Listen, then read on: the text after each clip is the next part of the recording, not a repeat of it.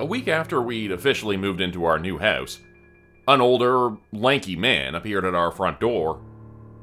"Who is it?" My husband Joe called out from the living room, busy setting up furniture. "An old man, probably a neighbor," I answered. With that, I went and opened the door. "Hello there, nice to meet you. I'm Karen," I greeted him. I reached out my hand, but the man completely ignored it. For a few awkward seconds, he just stood there, staring at me, before he opened his mouth. "Are you looking for a gardener?" Okay, this is weird, I thought. Sure, we had a huge front yard and a garden, but why would he turn up like this? "Not really, thank you. Are you living nearby?" "Yes, nearby. You sure you don't need a gardener? I'd be happy to help you with that garden of yours." "I don't think we need any help. We're just settling in right now, and we can't afford to..." "You don't have to pay me. I'd be happy to do it for free." "What?" I blurted out. What the hell was up with this guy? "Well, that garden looks like it needs some work, so..." "Look, mister, I appreciate the offer. I really do, but I have to decline, alright?" For a moment, his face grew hard, and I was sure he'd explode at me. But then he simply nodded and left. "Well, you have a nice day too," I muttered under my breath. Once I'd closed the door, I joined Joe in the living room. "So, was it a neighbor?" "Honestly, I've got no idea. That guy was pretty weird." I told Joe about the encounter, but he only laughed. Who knows, maybe he's one of those people who can't stand to look at an overgrown yard. In the end, we both shrugged it off. And when our daughter Sarah entered the room, I didn't think about it anymore. "Mommy, can you help me put up the pictures in my room?" "Of course, honey," I answered with a bright smile, and followed her upstairs. The next day, I found Joe at the window, looking outside. He was cursing to himself. "You gotta be kidding me. What the hell's that guy doing?" When I looked outside, I recognized the old man from the day before. That's him. That's the guy who was here yesterday. Okay, I'll go talk to him. With that, Joe made his way outside and approached the man. I quickly followed after him. "Excuse me," Joe called out, his voice firm. But the man didn't react. Instead, he was busy cutting the hedge at the side of our garden. "What do you think you're doing?" This time, the old man turned to us, shears still in hand. "Taking care of the hedge," he stated matter-of-factly. "It really needed some trimming. See those branches here? They're..." "Look, my wife told you yesterday we don't need a gardener, okay? You can't just come here and do it on your own." The old man just smiled at him. "Oh, you don't have to pay me." "That's not the point, alright?" Joe started, and I could hear him getting angrier. "Leave. Now. And if you show up again, I'm calling the cops." For a moment, his eyes wandered from Joe to me and back to Joe, before he picked up his tools and walked off. "Mommy? Who was that?" Sarah called out from the front door. "Oh, just someone living nearby," I answered. She nodded and accepted it in the way only little kids can. "You think I should call the cops after all?" I considered it, but then I shook my head. "No, he's pretty weird, but seems harmless. Only if he shows up again." As the days passed, we finally finished furnishing the house. At this point, I decided it was time to take care of the garden. The old man had been right. It really was unkempt, and I didn't want him to show up again. I decided to start with some rose bushes. They'd always been a favorite of mine, and Sarah absolutely loved them. We had a lot of fun that afternoon planting them while Joe was at work. When I went out again the next day, Sarah suddenly walked up to me. "Mommy, the plants moved!" she called out in excitement. I smiled at her and asked her what she meant. Instead of answering, however, she pointed at where we'd planted the rose bushes. My heart skipped a beat. They were empty, and nothing but soft soil was left. The rose bushes themselves had been replanted a couple of meters away. I told myself it must have been Joe, but he was at work. He didn't have time for something like that. Then something in my mind clicked. Don't tell me. When Joe was home, I told him what I thought had happened. When he heard it, he was visibly upset. More so than I was. That's it. We've got to do something about this, he cursed. He called the cops, and once they arrived, we told them about the whole thing. They were confused and weren't sure if we were joking. We assured them, though, that a random man had been working in our garden. They took the story down, but told us there wasn't much they could do. In the end, they told us to give them a call should the man show up again. As they drove off, I could imagine them having a good laugh at this weird story. Hell, even I thought the whole thing was ridiculous. But I couldn't sleep that night.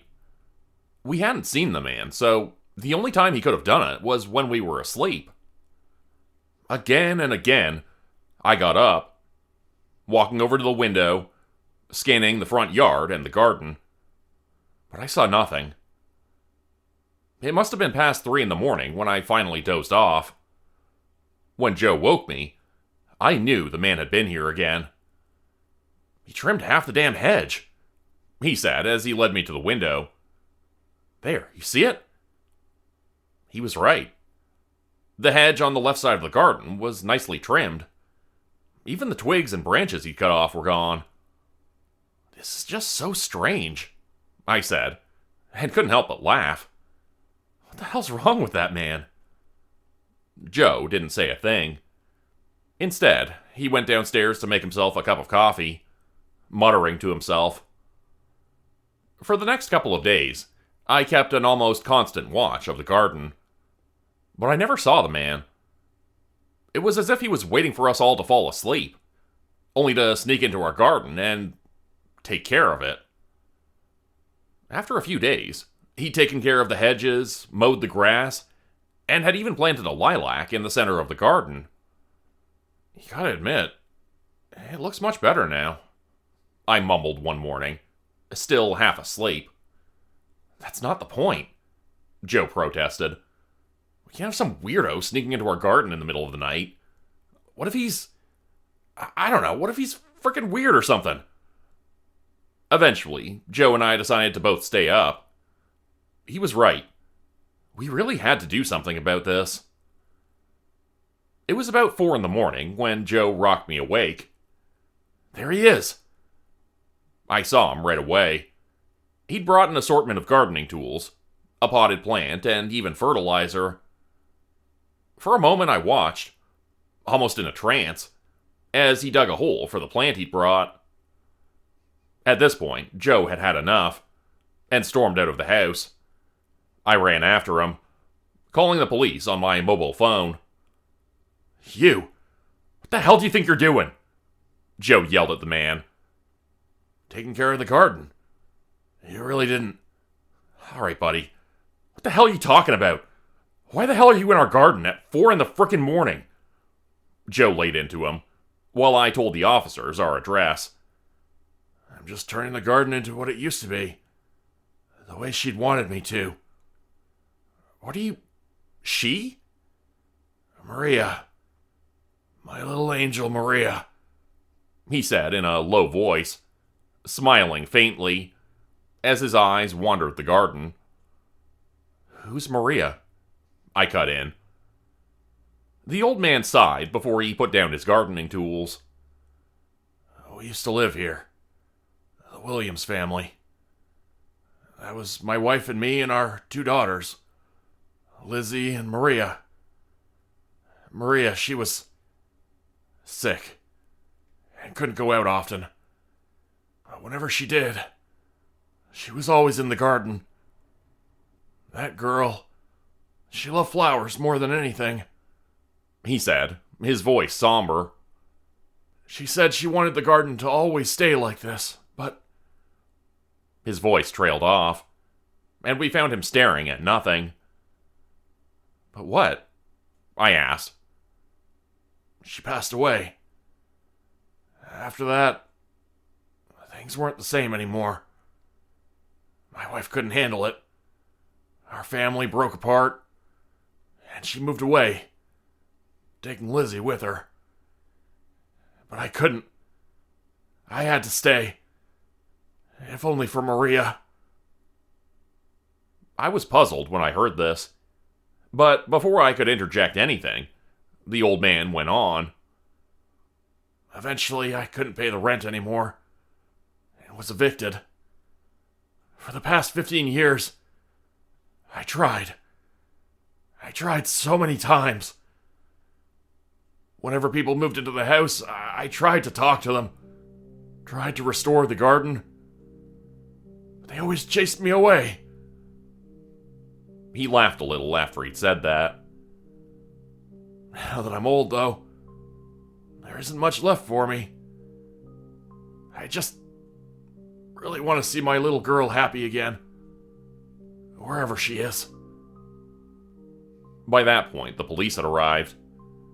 The two officers looked up when they saw us with the old man. So that's the ominous gardener? One of them asked. Joe nodded. Sir, what are you doing here? No, officer, I'm sorry, but it's all right. We actually settled the issue just now. I interjected. The officers eyed me suspiciously, and Joe was equally surprised. What do you mean, miss? One officer asked, not bothering to hide his annoyance. Look, it was all just a misunderstanding.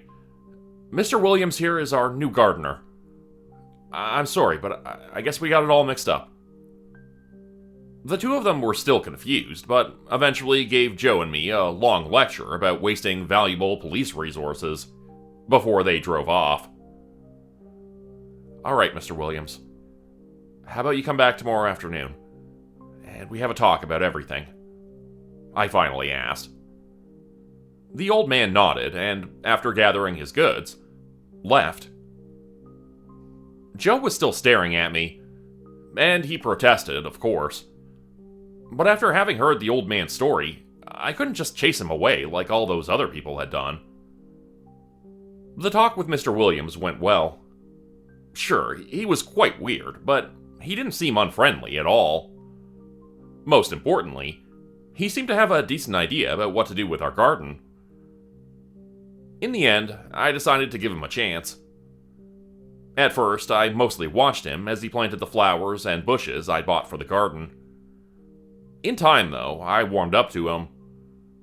Many afternoons while Joe was at work, Sarah and I hung out with him and helped him with his work.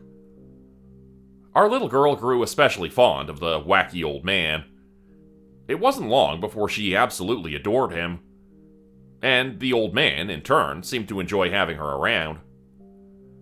On some days, while I was reading a book on the front porch, I'd see the two of them joke around with one another. On another day, he'd be kneeling beside her, showing her how to plant the bulbs in that gentle, soothing voice of his. Yet, there were a few moments that made me slightly uneasy. Whenever he talked to her, he always stood closer to her. Almost too close, his hand resting on her shoulder or her head. Occasionally, I'd catch him staring at her for a bit too long. Sometimes he'd even take her hand, leading her around the garden, as he explained the meaning of the flowers to her. Eventually, the old man seemed to notice my unease, and walked up to me, giving me this reserved smile, clearly embarrassed about it. She's just like my little Maria, so sometimes I feel like back then, when she was still around. Oh God, Mr. Williams, I'm so sorry, I didn't mean... The old man smiled and just shook his head. No, Karen, it's alright. It's just hard, you know? I guess that was when I truly bonded with the old man. While he was weird, He seemed to be one of the sweetest people I'd ever met. The perfect babysitter for Sarah. That's why I left her with him last Saturday. Joe was busy on one of his many work-related projects. I was about to prepare dinner when I noticed we'd run out of a few things. Sarah, do you want to come with me to the grocery store? I'm going to stay with Mr. Williams and the flowers, she answered, pouty. The old man and I both had a good laugh about it. You sure you can handle this little devil all by yourself? I asked, turning to the old man. Of course. Could use a few helping hands with all this work anyway, he said with a big grin on his face. At the grocery store, I ran into one of our neighbors, an old woman named Margaret. Karen, she greeted me. I must say, you've really outdone yourself with that garden of yours. Oh, thanks. It wasn't me. It was our new gardener. Either way, it's beautiful. I'm sure little Lizzie would have been happy to see it like that. Wait, what do you mean? Oh, Karen, it's such a sad story. Back in the old days, a family lived in that house. One of the girls died right there in that garden. I know about that story, but her name was Maria, wasn't it? Maria? No, Maria was always sick, but Lizzie was the one who broke her neck when she fell off that tree. What the hell was she talking about? This made no sense. Mr. Williams had told us he did this all for his daughter Maria, and that she'd been the one who died. I even remember how he told me all about that unfortunate fall because of one of her dizzy spells. But Mr. Williams said it was Maria who died there. That's impossible, dear, the old lady said in a confused voice. Mr. Williams died 3 years ago. But he's right there at our house. He's our gardener. The old lady's face turned as white as a sheet. No, Karen, that's impossible. Old Mr. Williams died at the retirement home. I was at the funeral and... I didn't listen anymore. I couldn't. If Mr. Williams was dead, then who was that man in our garden? Why this entire story? Why pretend to be him? Then I thought about Sarah. The way he talked to her. The way he played with her and joked with her. And the way he used to lead her around the garden. How he'd always watched her. Oh God, I thought he'd seen his daughter in her, but... I rushed from the store without any of the groceries and dialed Joe's number. Come on, please answer the phone, Joe. Finally, after a dozen rings, he answered. Joe, where are you? Where's Sarah? I screamed into the phone. She must be out in the garden with Mr. Williams. Why, what's... Go and get her. Karen, what's... Just do it, Joe. Go and get her. I heard him walk through the house and finally open the front door. Oh, please let her be there, please. Sarah? Sarah, where are you? Joe, what's going on? I can't see her. Sarah? Joe? Where's Mr. Williams? I heard him shuffle around, calling out for the old man, then again for our daughter. With every second, his voice grew more and more agitated. I can't find them, Karen. Where? That's when I hung up and called the police. I was in hysterics at this point, screaming into the phone and having to repeat myself multiple times before they understood what was going on. When they finally did, they were as alarmed as me, and sent out multiple patrols to search the area. Thankfully, it didn't take them long to find Sarah and Mr. Williams, or whoever the man was. They'd been holding hands, and he'd already led her halfway down the street, just a few hundred meters away from an abandoned warehouse. Only a block, I thought, when I heard this. Only a block, and I might have lost her forever. When the police took him in, they found out who the man really was. His name was Tom Edgards, and he had a terrible past. He had arrived in our town about a month ago. he'd stayed at a cheap, rundown motel nearby. It was by sheer chance that he saw us move in and also noticed Sarah. When he learned about the history of the house, he hatched a plan. Knowing we just moved in, and wouldn't be aware of the story, he decided to pretend to be old Mr. Williams. When the police searched the warehouse, they found what he'd prepared. That day, when I went grocery shopping, he'd finally taken his chance. Even now, days later, I can't stop thinking about that horrible afternoon. And I can't help but wonder about one thing. What would have happened to our little girl if he hadn't mixed up the names?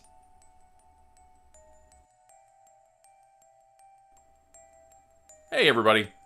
Following today's video, I'll be doing a fireside chat with the author. I hope you'll join me on my brand new channel, The Group Project, where I'll be doing post-story author interviews every Friday, throughout the rest of May and June.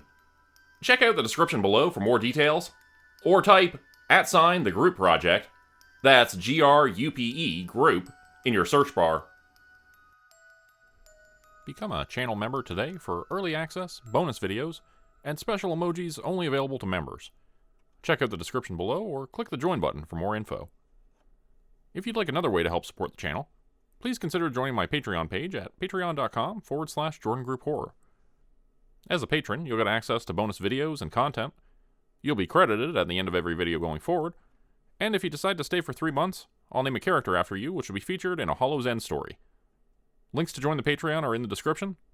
Thanks everyone for listening. Please like, subscribe, and comment to help the channel continue to grow.